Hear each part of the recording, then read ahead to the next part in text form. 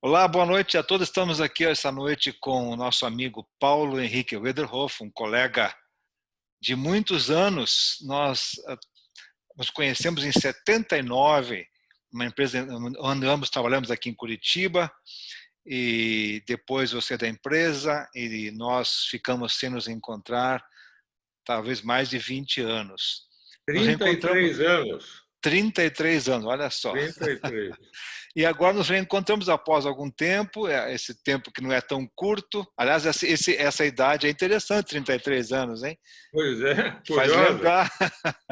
Então, e o Paulo, ele é um grande amigo, né, muito especial. Ele é o fundador da Academia do Saber.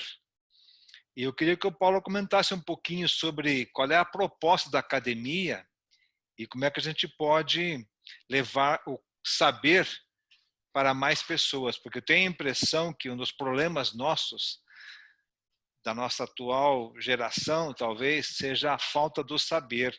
E talvez, não sei se do saber ou do conhecimento histórico. Então, Paulo, a palavra está contigo. Então, um tempo atrás, eu estava conversando com alguns amigos e a um deles eu perguntei: escute, quantos anos você tem? Ele disse 35. Eu disse: não tem? Tenho. Está aqui na minha carteira. Eu digo: pois é, você não tem e eu provo que não tem. Mas então prove. Eu disse: olha, esses 35 você já gastou. Você tem os anos que virão. Aí demos risada e tal, e depois, refletindo um pouco, eu estava pensando, né? E quantos anos eu tenho Pois por é. vir, né?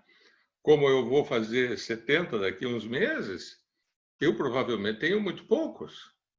Então, o que é que eu vou fazer com as coisas boas que eu aprendi? Uhum. Afinal, eu participei de grupos de estudo de filosofia, ciência e religião durante 25 anos. Fui professor durante 7 anos na faculdade e fui treinador nas empresas em que eu participei, ou seja, sempre me encantou aprender e ensinar. E daí me ocorreu a ideia de que, puxa, eu preciso documentar essas coisas boas que eu aprendi com aqueles que sabem. Mas hoje em dia os livros estão perdendo espaço. Então, pensei na estratégia de escrever, organizar os artigos, eu escrevia os conteúdos, tal, escrevia um livro, 2 ou 3, se der, e montar um arquivo virtual dessas ideias. Então, daí me ocorreu a ideia da Academia do Saber. Porque as pessoas vão na academia para fazer exercício, não é? Famosa aeróbica, né? E o que se faz numa academia do saber? Se faz neuróbica, o exercício dos neurônios, né? Então, o projeto é um projeto de aprender a pensar, né? Não ensinar a pensar, porque quem sou eu para ensinar algo que eu nem sei ainda, né? Eu penso, mas não sei se a qualidade do meu pensar é boa. Mas fazendo exercício, propondo exercícios, quem sabe a gente aprenda um pouquinho mais a pensar. E aí eu pensei em reunir alguns conteúdos,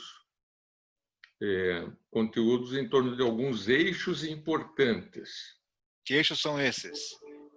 O primeiro eixo seria o da filosofia, porque filosofia, no seu original grego, é filosofos, ou seja, amor à sabedoria.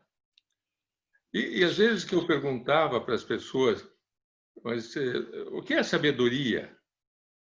A resposta que eu mais ouvia é conhecimento. Pois é, mas fazer bombas também é conhecimento, não dá para chamar de sabedoria. Então, ouvi de um grande coordenador de grupos de estudos a resposta para isso que me encantou. Sabedoria é o conhecimento eticamente aplicado. Veja que pérola. Puxa, eticamente aplicado? Mas aí eu vou te fazer uma pergunta já para interromper o teu pensamento. Quem define a ética? Bom, precisaríamos de um conceito de ética, né? Certo. Mas Se usarmos... tendo o conceito de ética, quem é que diz que isto é ético e aquilo não é ético? Tem uma expressão na ciência que é chamada de axioma, né? O que é um axioma? É uma verdade evidente por si mesma. Dá um exemplo. Por exemplo, a regra de ouro. A regra de ouro é: faça ao outro aquilo que você gostaria que fizessem a você. Perfeito. Esse é o princípio da ética. E tem a regra de prata. Não faça para o outro aquilo que você não gostaria que fizessem para você. Veja que uma é ativa e a outra é passiva. Então, me parece que agir é melhor do que esperar. Certo, certo. Bom, Enfim, filosofia, né? É muito importante, porque é o processo de você treinar a tua capacidade de questionar as certezas, porque afinal o mundo está cheio de certezas e algumas delas são opostas, né? Um diz que sim, outro diz que não, e ambos se acham donos da verdade. vemos isso Então, hoje forte no Brasil e no mundo, né? no Brasil e no mundo. Aliás, é da história da humanidade o conflito de verdades, né? Então, o que é que desempata verdades opostas? A realidade. A realidade não está nem aí para a nossa opinião. Ela simplesmente é. O que nós precisamos é estudar para pesquisar e descobrir quais as verdades que se aproximam mais da realidade. E aí nós vamos fazendo a subida na escadaria do conhecimento. Tá, dá uma pausa aí que agora vou ter que te provocar de novo. Você disse que o que desempata as verdades opostas é a realidade. Mas quando uma verdade ou duas verdades são ideológicas, por exemplo, a minha verdade, o meu entendimento é que o nosso pensamento democrático, de direita, é a verdade, é o melhor. Já alguém que pensa ao longo das linhas de Marx, Lenin, sei lá o que mais aí, pensa exatamente o oposto de mim. Como é que que realidade poderia desempatar essas duas verdades? Acho que existe uma lei entre as muitas que regem o existente, portanto, o cosmos, o universo, a vida, né? Que é a lei de causas e efeitos. Um sistema, um regime político, na verdade, seja ele socialista ou capitalista, ele precisa ser avaliado a partir dos efeitos, né? Se nós encontrarmos uma quantidade grande de países onde o socialismo foi implantado e deu certo, elevou a renda per capita, elevou o IDH, elevou a qualidade de vida, não existe mais doença, nem morte, nem desemprego, nem violência. Levou Nossa, liberdade? nós temos que abraçar o socialismo e implantá-lo o mais rápido possível. Só que a realidade é que nos países em que se tentou implantar o socialismo, mesmo quando conseguiram implantá-lo, ocorreu exatamente o oposto de tudo isso. Certo. Houve uma quantidade brutal de mortes, de assassinatos, um empobrecimento total daquela sociedade, com fome, dor, angústia, enfim, está provado, né? Está evidente que não funciona. Agora, nos países que adotaram o método capitalista, né, sempre lembrando que capital é trabalho acumulado, né, ou a meritocracia, ou seja, dando a cada um segundo suas obras, né, o esforço de cada um leva a conseguir resultados diferentes. Esses países, a renda per capita é 6, 7 vezes a dos demais, a paz, a progresso, há uma quantidade muito pequena de pobres que são assistidos pelo Estado, né? Enfim, parece que está bem evidente de que essas duas verdades já foram desempatadas pela realidade. Pela realidade. E ainda assim, parece existir uma cegueira ideológica que impede que se veja essa realidade. Mas vamos voltar ao teu tema, porque eu não quero fazer uma digressão muito longa nessa direção. Voltando, então, à Academia do Saber. Muito bem. Então, uma das categorias que tem na Academia do Saber para você trabalhar é a filosofia, e ali eu coloquei inicialmente 10 lições de filosofia para nos ajudar a pensar e descobrir que todos nós filosofamos. A gente só não se dá conta. Daí, estudar um pouquinho de história da filosofia e ver o que é que outros pensaram pode nos ajudar a descobrir pérolas e referenciais muito interessantes. Tanto é que eu estou aqui com o que poderá ser o meu primeiro livro, que é o Libertando-se dos Mitos, onde eu trabalho as filosofadas dos gregos antigos, os mais proeminentes, né? Muito bem. Você lembra de uma, assim? Como? Você lembra de uma dessas filosofadas? Lembro, nossa, eu tenho uma coleção delas. Diga uma ou duas aí. Tem uma delas que é do Parmênides. Conta-se que uma vez chegaram para Parmênides e perguntaram: Parmênides, dizem que tudo veio do nada. Qual a tua opinião? Ele diz: eu penso que o nada não existe, pois se existisse, seria algo. Nossa! Uma pérola. Portanto, tudo veio de algo, não do Isso, nada. Pronto, do nada não tem como, né? Tem mais uma do Epicuro. Ele diz assim: age em tudo como se alguém te observasse. Pá, isso, de fato, é inegável, né? Eu acho que tem alguém nos observando, sem dúvida nenhuma. Claro, no mínimo, a nossa consciência, exatamente, que nos julgará, está vendo tudo. Interessante. Bom, Muito bem.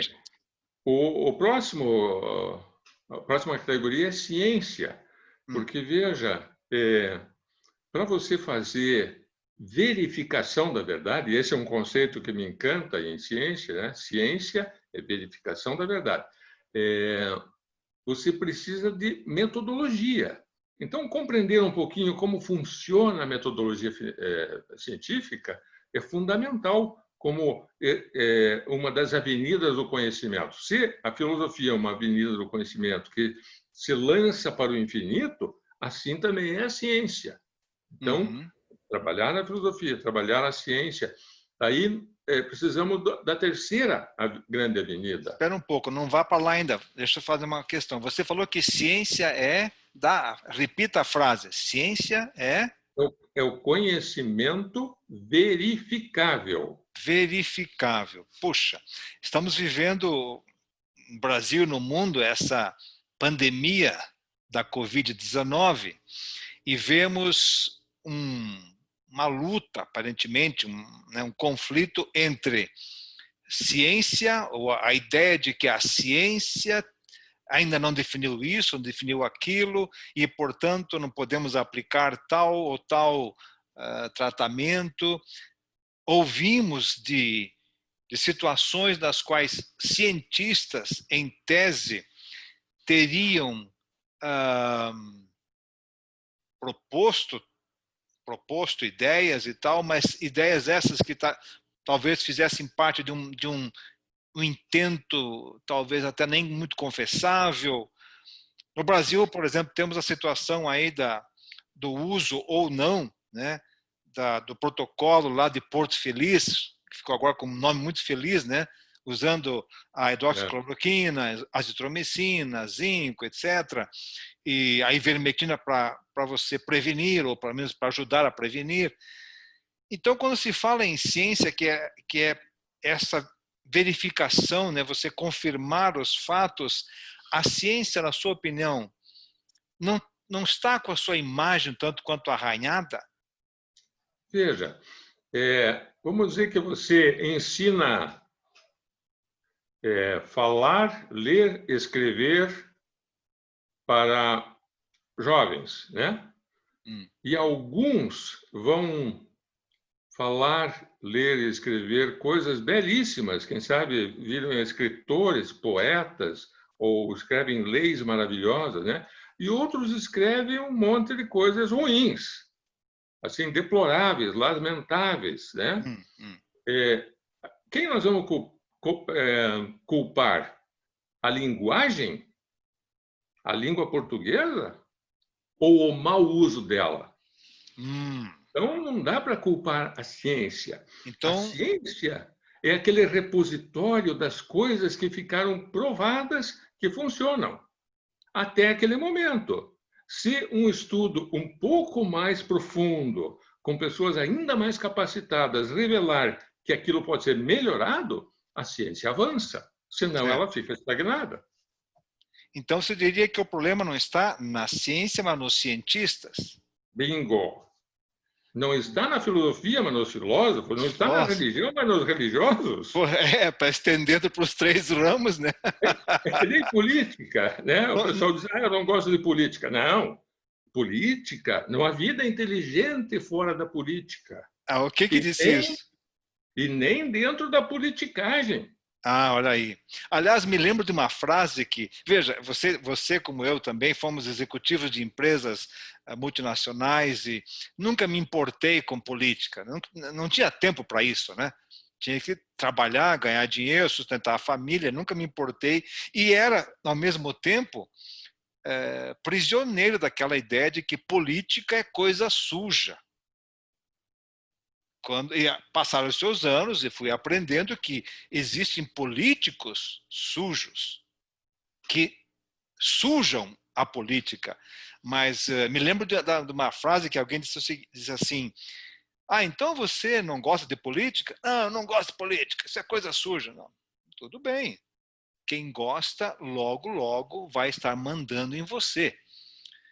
E aí que vem a necessidade de que pessoas íntegras, honestas, competentes, né, entrem para a política para ir limpando-a. Bom, voltamos lá à Academia do Parabéns, Saber. parabéns. É que nem os pais que não se preocupam com os filhos, deixam eles crescerem na rua, né? Hum, Amanhã ou depois estão chorando. Nós deixamos os políticos à vontade pois durante é, muitos anos. pois E é. agora choramos os efeitos, Hum, né? uhum, Mas, enfim, falamos então da categoria filosofia, que tem lá alguns conteúdos e que eu pretendo ampliar. A categoria ciência, onde eu pretendo colocar alguns exemplos de atitude científica para o dia a dia, né? hum. Coisas bem simples, como, por exemplo, pesar a si mesmo todos os dias no mesmo horário. Quer controlar o peso? Então, pesa todo dia no mesmo horário. Medir o diâmetro na altura do umbigo, né, para ver se você não está acumulando aquela famosa gordura abdominal, a perigosa, né? Enfim, quanto que você toma de água por dia? Coisinhas do dia a dia, mas que exigem um protocolo científico, ou seja, fazer com regularidade. Dá Né? uma pausa aí. O professor lá da Fundação Cristiano Ottoni, agora tem uma outra empresa, esqueci o nome dele agora, ele tem um protocolo para fazer café. Todas as Certo? manhãs é exatamente daquela maneira, sempre Sim, sai um bom café. certo. Eu também Né? tenho. Ah, é? É, Então, é o nível de água que vai na jarra que recebe a água do coador, né? certo. E a medida do pó E a temperatura da pressionado. água, etc. 3 medidas de pó pressionadas e a mesma quantidade de água vai dar sempre o mesmo café. A mesma marca, não tem o que errar. Não tenho que errar. Bom, seguindo. Muito bem, então falamos desses dois eixos, chegando na ciência. O terceiro eixo é religião. Opa, esse é um tema complicado. Eu diria que ele é complexo, né? Complexo. Sabia que você ia Complicado, dizer isso. para mim, complicado é aquilo que as pessoas não querem saber, não querem Não, estudar, não querem é, saber. Aí é complicado. O resto é complexo, né? certo. Então, eu acho que essas três avenidas são fundamentais, porque a filosofia trata da qualidade das nossas perguntas. Hum, A ciência trata da qualidade das respostas que nós conseguimos construir. E religião trata da qualidade moral das escolhas que nós fazemos. Agora, Interessante. a escolha moral, ela é sempre efeito de um comportamento. E o comportamento é sustentado por princípios, valores e crenças, experiências, vivências, convivência, né? Mas esse princípio, valores e crenças é o que sustenta. Então, se nós perguntássemos, por exemplo, para um filósofo, né? O senhor podia, por favor, me explicar qual é a origem e o destino do ser humano, portanto, da alma, do espírito, né? E qual é o sentido da vida, da dor e da morte? O que o filósofo diria? Provavelmente daria a resposta de Sócrates, né? Olha, eu sei que não sei. Né? Se um dia você descobrir, me conte. Eu estou buscando isso minha vida inteira. Né? Aí vamos para o cientista e repetimos a pergunta. Ele provavelmente vai nos dizer, olha, a ciência ainda não alcançou isso daí, nós vamos ter que aguardar, torcer para que descubram e revelem. Né? Certo. Agora chega para um religioso, estudioso da religião, ou um líder religioso, e pergunta a mesma coisa. O senhor poderia, por favor, me explicar qual é a origem e o destino do ser humano, e o sentido e o significado da vida, da dor e da morte? Provavelmente ele vai dizer, olha, você tem um tempo, senta aí que eu te conto. Né? Ele estudou isso o tempo todo, anos a fio, então Acha que sabe. ele tem uma explicação, né? Ah, Se ela coincide com a realidade ou não, isso nós podemos discutir. Mas, enfim, isso me leva a concluir que religião é exatamente isso, a construção histórica de várias culturas, cada uma com uma resposta diferente, tentando explicar a nossa origem, portanto, a origem da alma ou do espírito, né? Inclusive do corpo, porque a questão de criacionismo e evolucionismo, né? E o sentido da vida, o significado da vida, da dor e da morte. Isso é o que as religiões tentam fazer. Então, como a religião, na minha opinião, é a fonte dos princípios, valores e referenciais morais, ela é um dos ingredientes importantes, que eu chamo a terceira avenida, né? Primeira é filosofia, habilidade de questionar. Segunda é ciência, a capacidade de fazer verificação da verdade. E a terceira é a aplicação ética do conhecimento, baseado nos referenciais religiosos, que é a compreensão do sentido e do significado de estar na Terra. Para mim, estar na Terra é estar numa escola. E o que se faz numa escola? Aprende e ensina. Né? Agora, é lógico que, terminado o ano, né, você vai de férias e volta no ano que vem para uma complexidade maior. Né? Eu chamo isso de reencarnação, outros podem chamar de alguma outra coisa, e há também as verdades opostas. Não, reencarnação não existe. Eu entendo a resistência, pode ser que eu esteja enganado. Afinal, a primeira lição de filosofia é essa. A primeira lição de filosofia é que todos podemos estar equivocados, isso me inclui. Enfim. Você falou em saber, né, Academia do Saber, e você tem uma frase que você costuma dizer, como é que é? Saber fazer, Ah, fazer. sim. Como é que é essa frase? Muito boa. Essa eu aprendi com um gerente de um pequeno shopping center. Estávamos falando sobre a dificuldade de contratar pessoas e tal, e ele disse, olha, eu procuro pessoas que trabalhem bem as seguintes ideias. Saber, ou seja, tenham capacidade de aprender com os outros e por si mesmas. Né? E a autodidaxia, né? A pessoa lê um livro e consegue fazer a partir daquele conhecimento teórico, né? Então, ela vai do nível do saber, que é ensinar a si mesmo, para o outro nível, que é saber fazer. Ela consegue ir lá e executar, e dá certo. Se for um bolo, fica bom, se for um pão, fica bom, se for plantar uma árvore ou Na construir horta? alguma coisa, uma horta, ou seja, funciona, né? Saber fazer. O outro nível é fazer saber, ou seja, ela desenvolve a capacidade de ensinar o que aprendeu. Então, vira um coordenador, um supervisor na empresa, um gerente, etc. Né? Está vendo a escadaria, né? Perfeito. E o quarto nível é fazer. Ou seja, fazer com que façam o que precisa ser feito. que é o processo de gerência, diretoria, presidência, etc.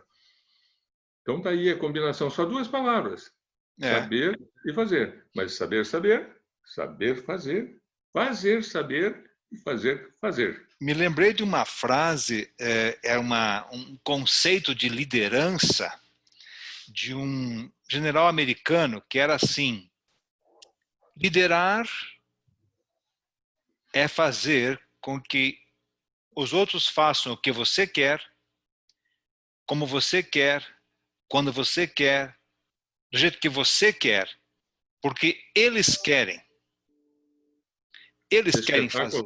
Ou seja, esse líder capacitou, habilitou, empoderou, né, a sua equipe nessa direção.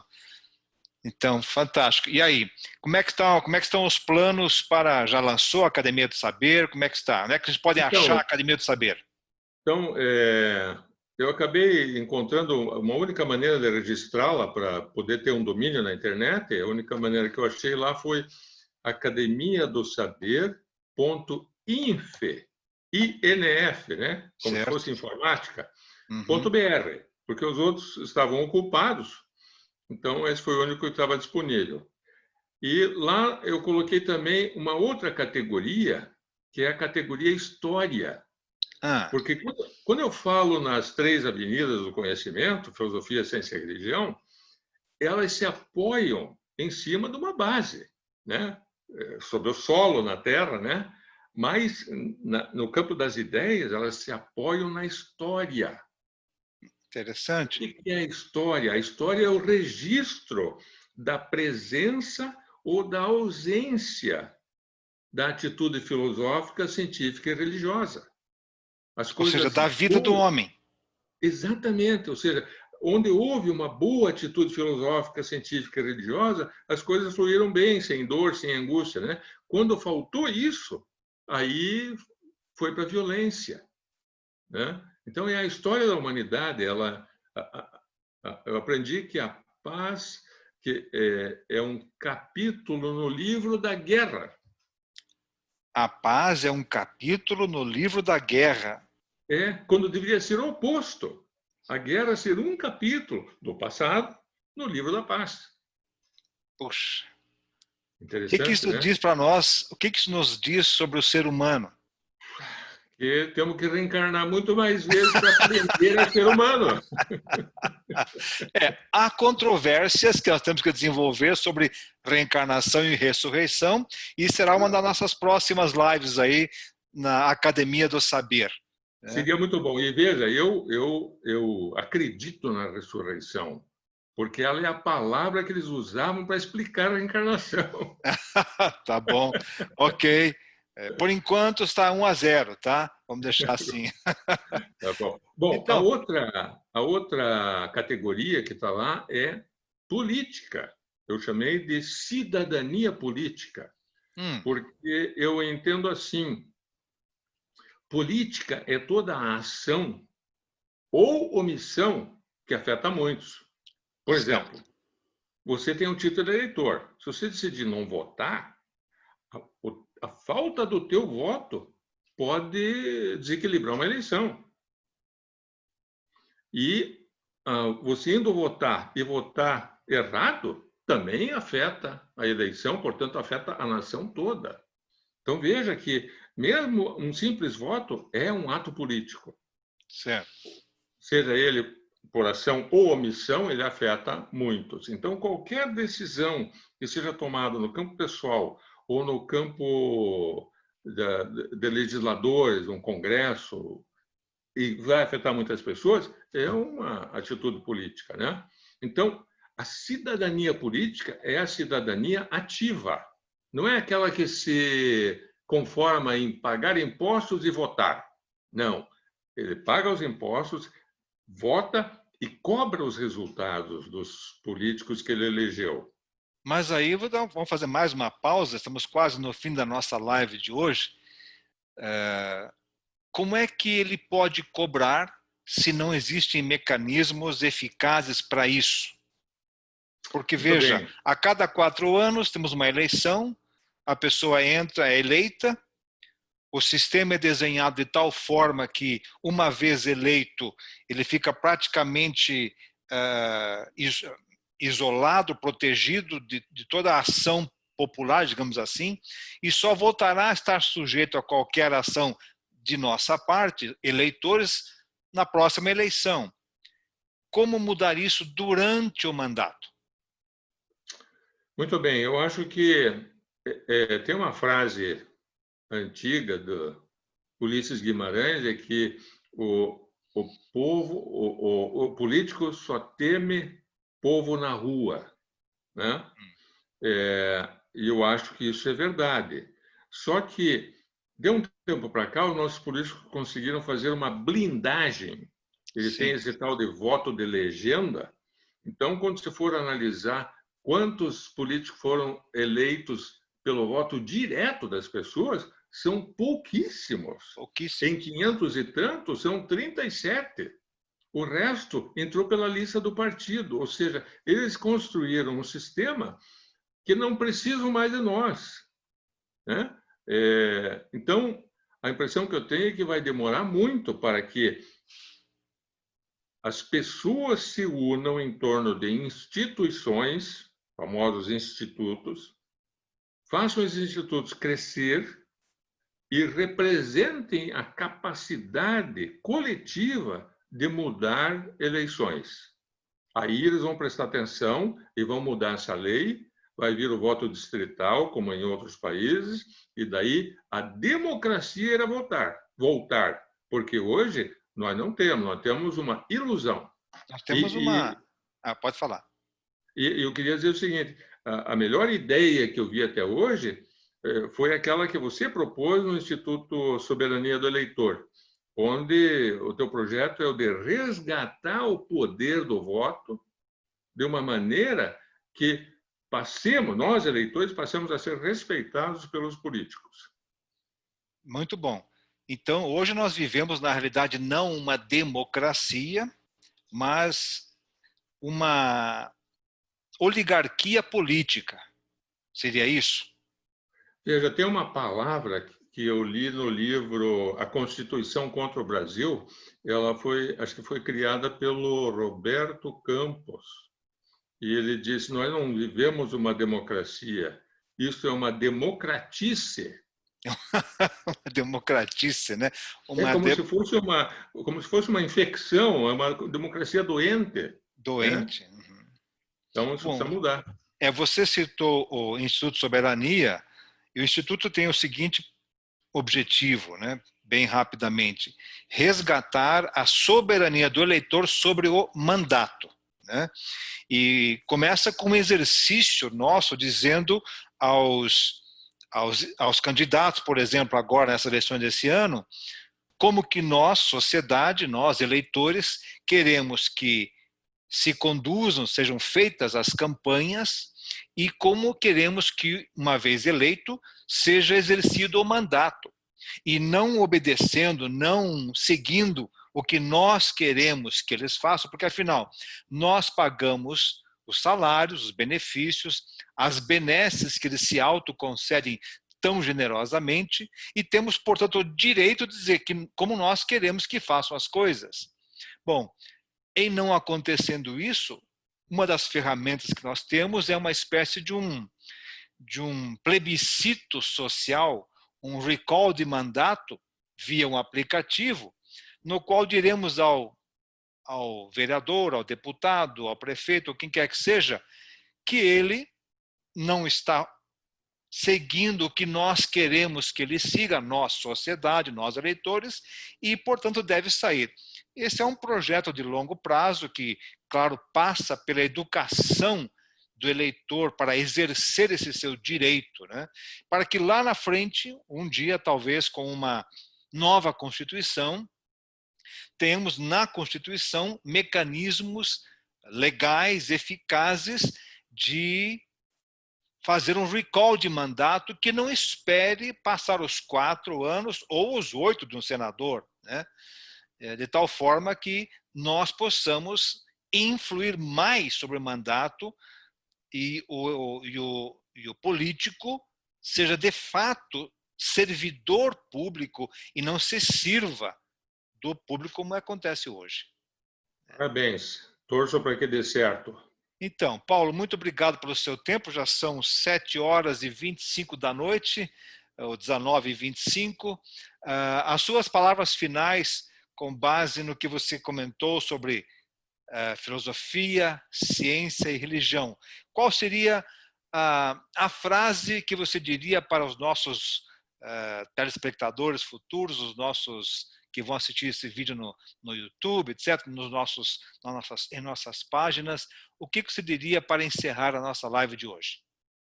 Bom, eu tenho tentado colocar lá conteúdos de leitura ultra rápida, ou seja, coisas que se possa ler rapidamente e sair maior, sair com um conteúdo novo ou uma reflexão que possa te ajudar a tocar melhor a vida e tomar melhores decisões, tanto que lá tem uma categoria que é empreendedorismo, e tem alguns vídeos com palestras ou entrevistas que eu participei, onde eu tento passar alguns conteúdos.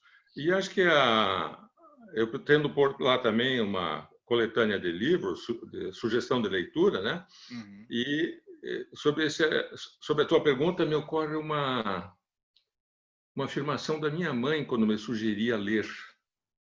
Ela dizia: leia, filho, porque o saber não ocupa lugar. Interessante, né? Exatamente isso. Espetáculo.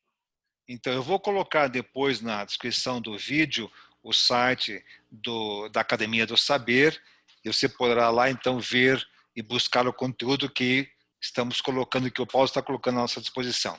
Obrigado, Paulo. Um forte abraço e nos falamos na sequência. Até a próxima.